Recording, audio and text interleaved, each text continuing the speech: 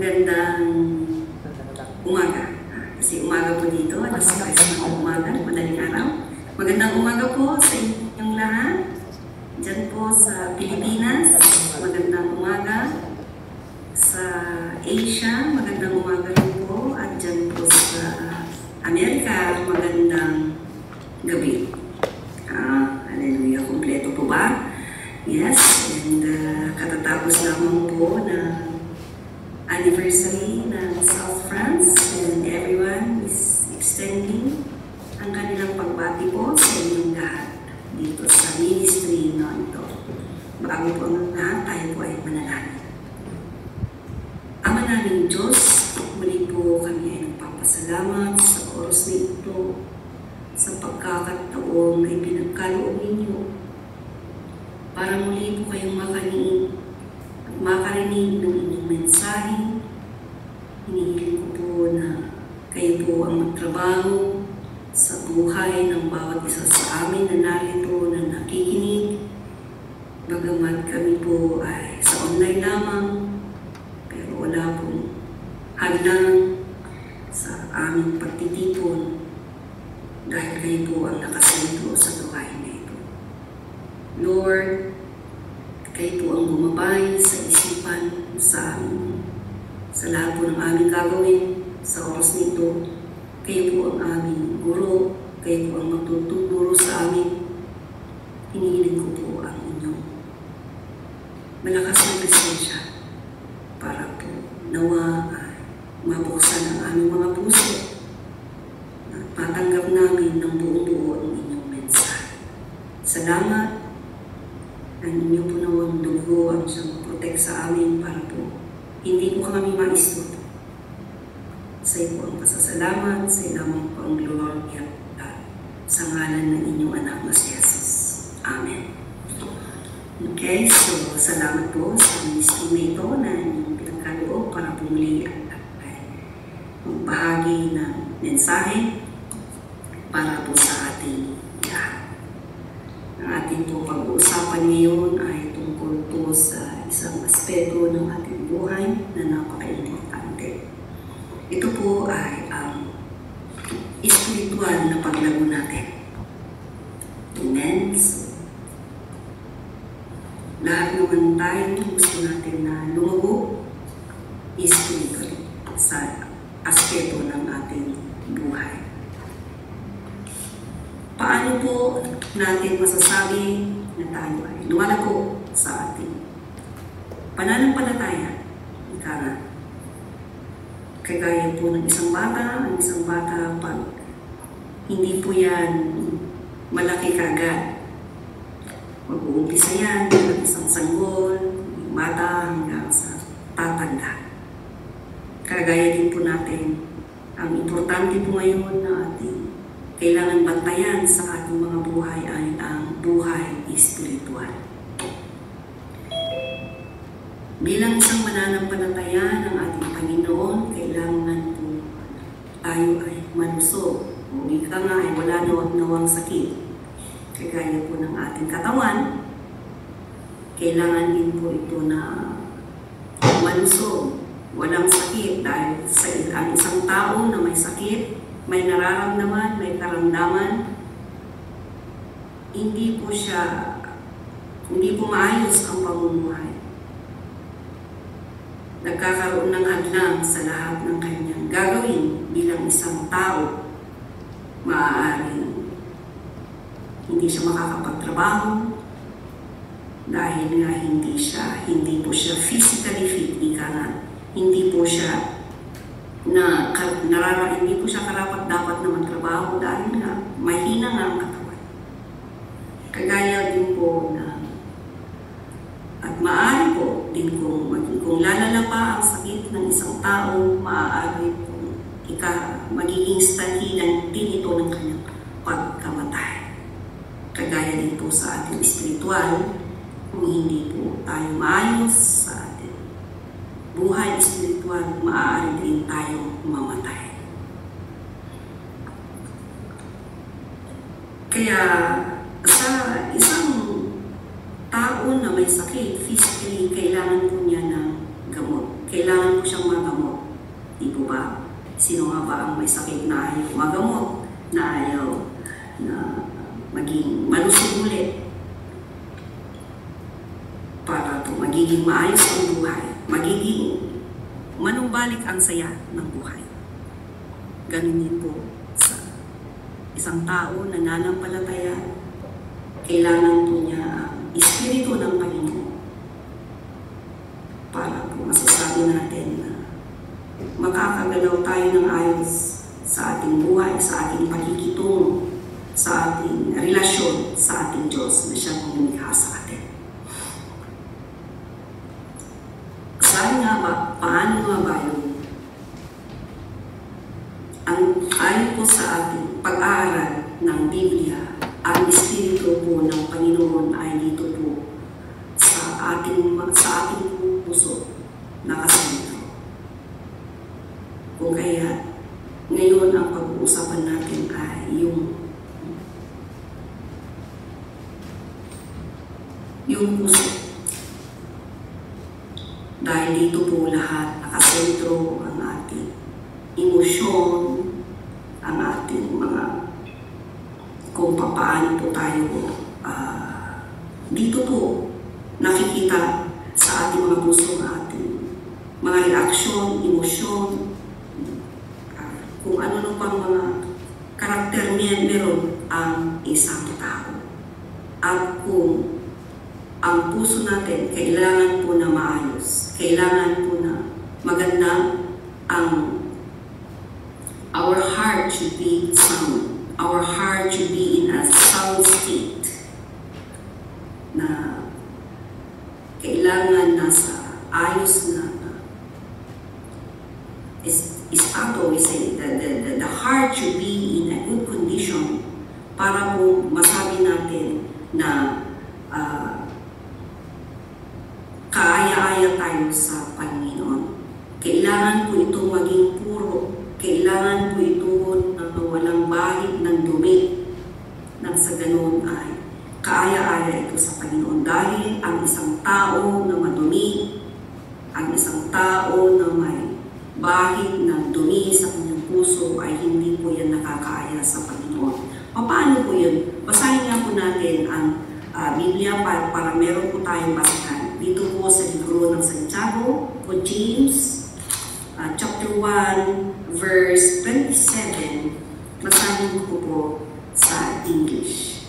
It says here, religion that God our Father accepts as pure and faultless is this, to look after orphans and widows in their distress, and to keep oneself from being polluted by the world. Dito po kasi bago po ang versikulo na ito, may sinasabi po dito sa verse 26 na kailangan natin na bantayan ang ating pananalita, ang ating, those who consider themselves religious and yet do not keep a tight rein on their tongues deceive themselves and their religion is worthless. Bakit po dila ang sinasabi dito? Dahil dito po, kung ano po ang nilalaman ng ating puso, doon po lumalabas sa ating bibig kung ano ang nilalaman ng ating puso. Kung kaya sabi niya dito na ang relihiyon na tunay, relihiyon, pag sinasabing relihiyon, ano nga ba ang ating pinaniniwalaan?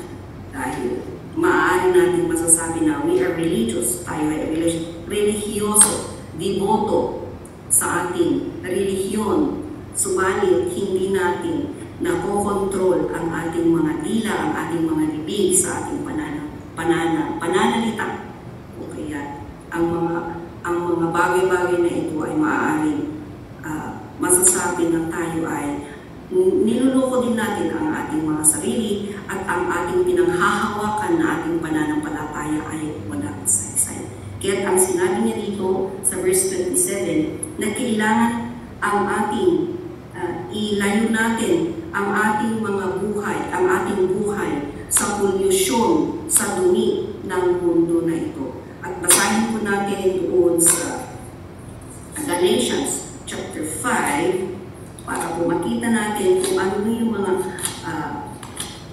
ilan sa mga bagay na pollution o ay nakakadumi, nakakasira sa ating pananampalataya. Sa Galatians chapter 5 verse 19, the acts of the flesh are obvious. Ito po yung mga gawa ng ating buhay na hindi po nakakaaya o ito po ay nagkakaroon ng it pollutes our minds, our hearts.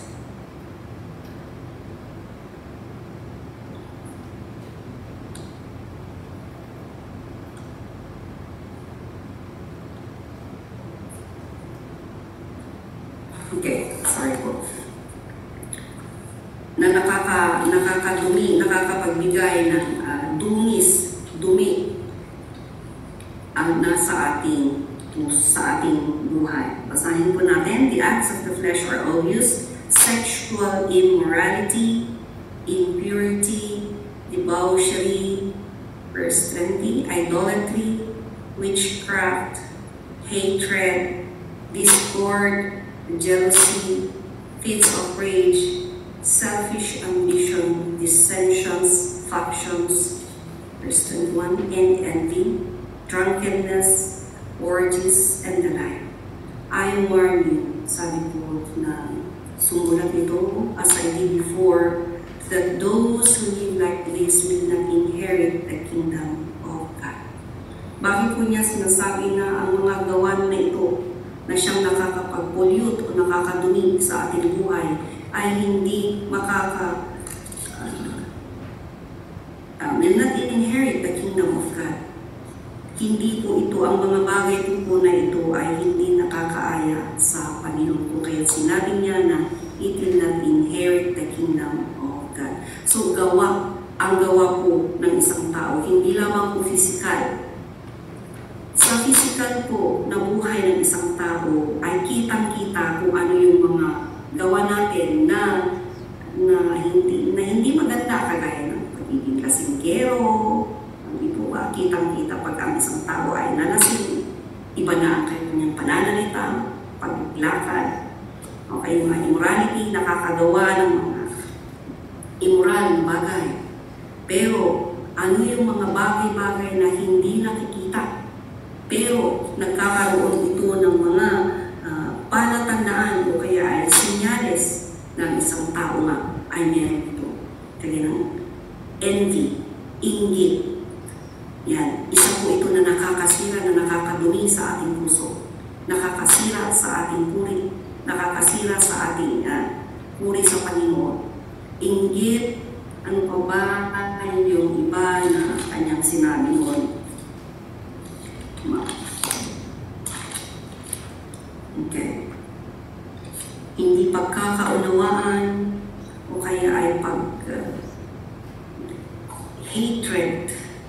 Kung hindi mo minamahal ang iyong kapwa, galit na galit ka, meron kang kaaway mula pagkabata hanggang sa tumanda, yan, nagkakaroon yan ng malaking epekto sa ating relasyon sa ating Panginoon.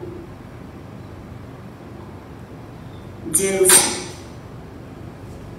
envy, lalo-lalo na po mga kapatid, selfish ambition. Ito po kung tayo ay nagkakaroon ng mga bagay-bagay. Ito po kasing selfish ambition na ito, pansarili po. Dito po ang isang tao, ang iniisip lang ay pansarili lamang. It may lead him to sa mga bagay-bagay na iba dito na nakikita natin sa verses na 19 to 21. Dahil sarili lang ang iniisip, hindi marunong, hindi niya naiisip ang kanyang kapwa. At dito po nasusugatan ang isang tao sa kanyang puso. Lalo-lalo na kung ang bagay na yan na nakakabigay ng sakit, sama ng loob ng kanyang puso ay mula nung nagpagkabata pa. Mahirap po ang kapatid kung ang sama ng loob na kinikinkin ng isang tao ay mula pa, matagal po. Ito po ay kailangan nating gamutin. Kagaya po ng Hindi po kailangan na nasa bilangguan ng isang tao kayo at masasabi na natin na sila po ay hindi malaya. Mas hindi po malaya ang isang tao na meron pong sakit, sama ng loob. Marami po dito po sa puso na kanyang kinikinti. Yung pagkabilanggo po na pisikal na andyan sa rehas ay mas madali po magamot yan. Dahil maging maayos ka lang sa loob, maaaring makalaya ka. Pero kung ang sakit o ang pagiging bilanggo ng isang tao ay dito sa puso, maraming hinanakit, hurts, yan po ay mas mahirap po na ayun yung mga tao po na hindi pa napalaya. Hindi pa napalaya kagaya po ng ating awit kanina na kailangan natin mapalaya sa pamamagitan lamang po ng ating Panginoon. Kaya, para po magiging kaaya-aya tayo sa Panginoon, kailangan po magamot ang mga sakit na ito sa ating puso. Dahil dito nga po nakatira ang Espiritu ng Panginoon. Alam po naman natin na ang Espiritu na ito, kailangan po ang Espiritu ng Panginoon, kailangan po na magiging kagaya po ng Espiritu nawa na kanyang na nasa sa atin dahil siya po ang nagbigay sa atin ng kaloob ng Espiritu na sa atin. Kailangan po natin alagaan ito. Papaano nga po natin dahil mga kapatid, marami pong mga dahilan kung bakit ang isang tao ay nagkakaroon ng sakit sa puso, sa espiritual na sakit sa puso. Mga hinanakit na yan. Maaari nga po, mula nga po ng pagkabata natin, tayo inabuso, pisikal o sexual. Maaari din po na marami tayong mga plano na hindi natupad. Kung kaya ito, palagi tayong nagigilty dahil na sa ating mga gawa, hindi natupad ang ating mga plano o kaya yung mga relasyon na hindi maayos sa pamilya, relasyon ng mag-asawa. For example, mga naghihiwalay ng mag-asawa, mga relasyon ng ama at anak, o kaya relasyon sa mga kapatid, relasyon sa mga kaibigan o sa trabaho. Marami po mga dahilan kung bakit nga po ang isang tao ay bumabagsak sa kanyang espiritual na pananampalataya. Kaya tignan nga natin yung mga iba't ibang pamamaraan kung paano natin magamot, paano po tayo mapalaya sa mga bagay na ito sa ating sakit sa espiritual. Number 1 po, tignan natin ang Matthew chapter 5, verse 8. Kailangan po, sabi po niya dito sa salita ng Panginoon, kailangan magiging puro ang ating puso. Sabi niya, blessed are the pure in heart, for they will see God. Paano nga po yung pure in heart? Ito po, malaya tayo, wala po yung pollution sa ating mga buhay. Ibig sabihin, huwag po natin gawing basura ang ating mga puso. Dahil ang ating puso, dyan po nakatira ang Espiritu ng Panginoon, kung kaya alam naman natin kung ano yung mga karakter ng Panginoon. Mabuti po ang Diyos. Hindi po siya napakabuti po ng Panginoon at siya po ay mapagmahal. Kung kaya ang ilagay natin sa ating puso ay pagmamahal para po hindi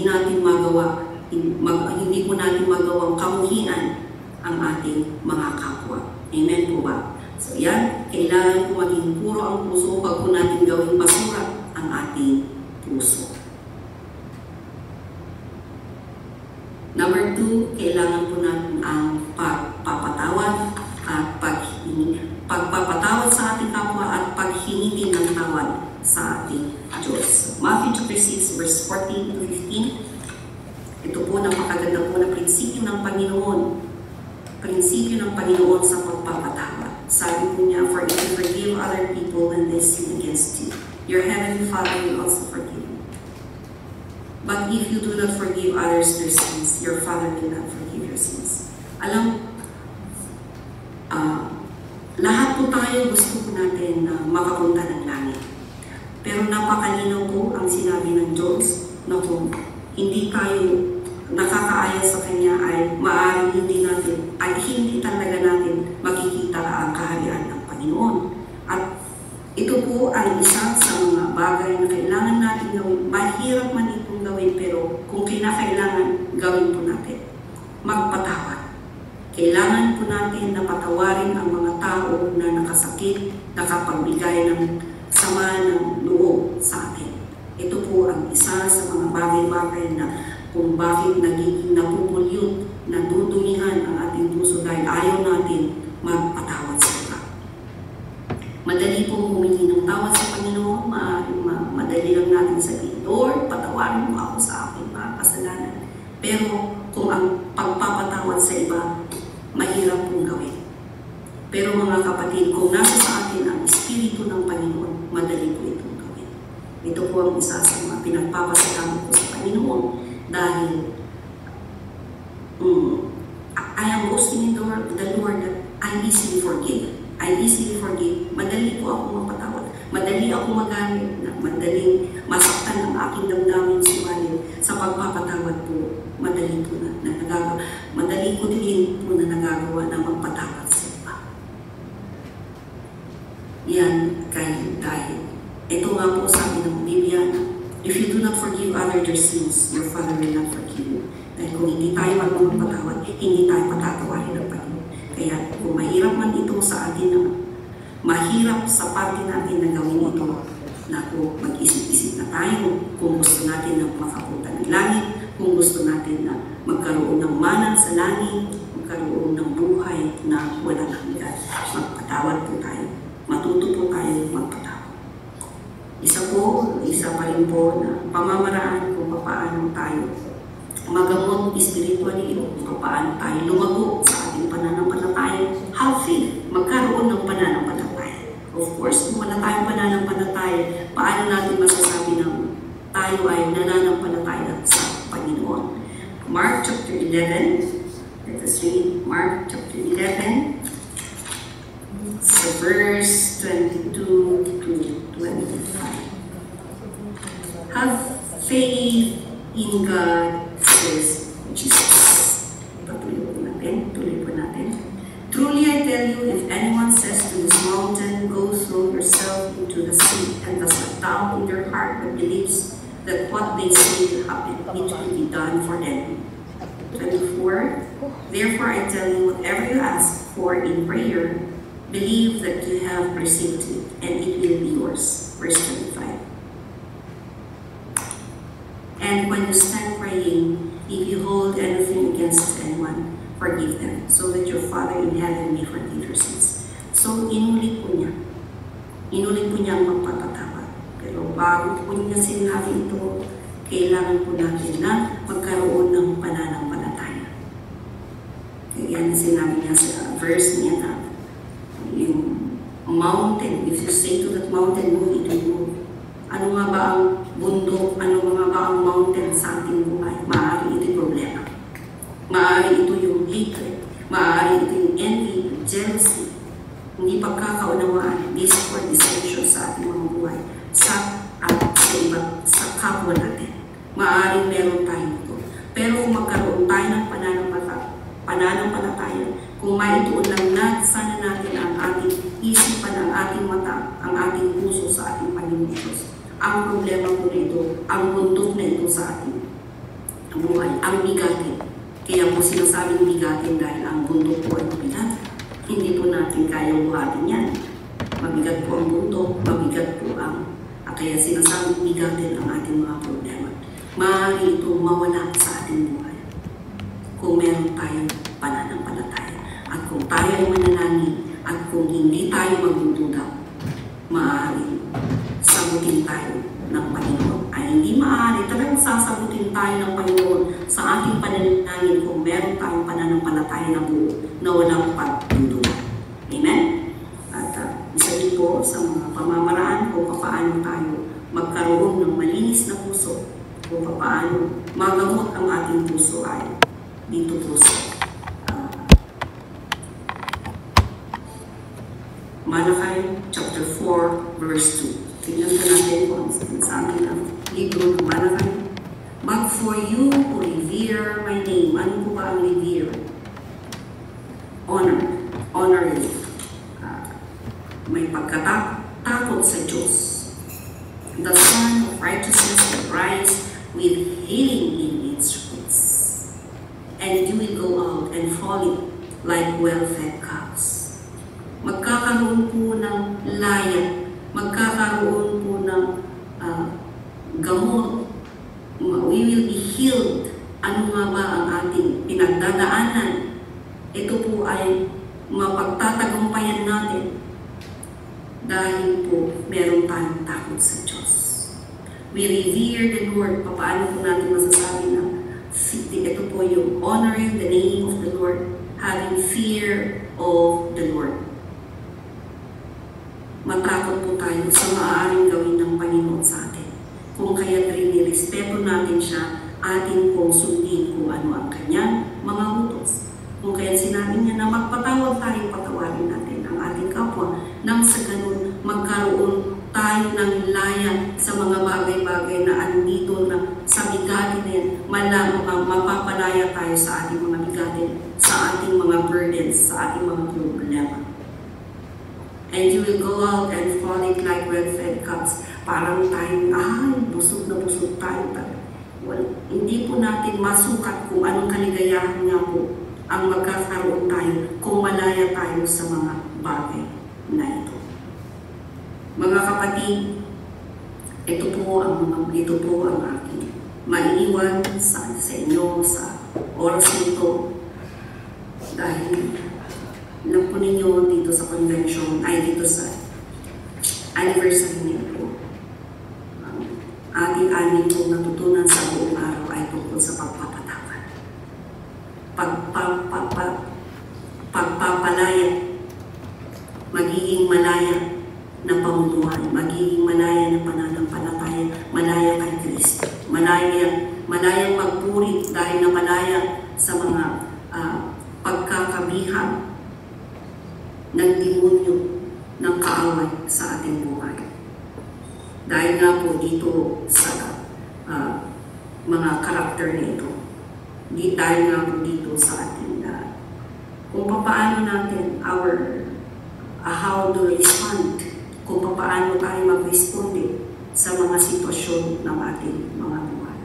Lalo-lalo na po ngayon, marami pong nai-stress, marami pong nadidepress dahil nga po sa problema, dahil po sa hindi maayos na buhay. At ito po ay apektado ang espiritual. Dahil andito po, nakalagay po dito sa puso, mabigat po sa puso. Hindi lamang po sa ating espiritual, makakapagdulot din po ito sa sakit na physical. Dahil ang problema, mas lalo pong nakakapagbigay yan ng physical na sakit dito po sa internal. Kaya ito din po ang explanation ng nasa medical na ang pag-iisip, problema sa mga andito sa puso, sa hinanakit na hapwin ay nagdudulot po yan ng hindi maayos na sitwasyon dito na nagkakaroon po yan ng internal problems physically. At ang number one po na sinisira ng masyadong pag-iisip, yung pagiging stressful, pressurized, na-pressure ka dahil sa sitwasyon ng buhay, ay ito pong stomach. Kung kayo marami pong nagkakaroon ng gastritis, marami nagkakaroon ng ulcer. Mahirap pong gamutin ang isang physical na sakit, lalo-lalo na pag lumala na ito. Ganun din po ang spiritual. Huwag po nating hayaan na lumala kung ano man ang bigatin ng ating puso. Huwag po natin niyang hayaan na lumala dahil kung manala po na po yan, maaari mas mahirap din po ito magamot. Ibigay po natin sa ating Panginoon ang ating mga bigatin, ang ating mga problema para po mapalaya tayo dito at magkaroon din tayo ng daya para po siya ay purihin, para po siya ay sambahin. Ituon po natin ang ating puso, ituon natin ang ating mata sa ating Diyos na siyang lumikha sa atin. Dahil siya lamang po ang may karapatan sa atin. Ito po ang isipin natin mga kapatid. Ang Diyos lang nawa ang may karapatan sa ating buhay, hindi po kung sino man. Hindi po tao, hindi po kahit sino man, ni si demonyo. Wala po niyang karapatan sa ating buhay dahil hindi po siya ang lumikha sa ating buhay. Ang Diyos lamang po, ang Diyos na ating sinasamba na si Jesus, siya lamang po ang may karapatan nawa sa ating mga buhay. Kung kaya ito po, huwag po natin hayaan na lumala kung ano pa man ang meron sa ating mga puso. Hayaan po natin na Espiritu po ng Panginoon ang siyang magtrabaho sa ating po. Let us allow the Spirit of God to continue to remain in our hearts. Huwag po natin siyang saktan. Dahil kung nakakagawa po tayo ng mga bagay-bagay na nakakasakit sa ating Panginoon, umaalis po ang Espiritu ng Panginoon at dyan po nagkakaproblema. Amen po ba? Nawa ay meron po tayong naintindihan sa kaunting lesson na ating binasa. Manalangin po tayo. Ama namin Diyos, muli po kami nagpapasalamat sa mensahe ng pinagkaloob sa oras.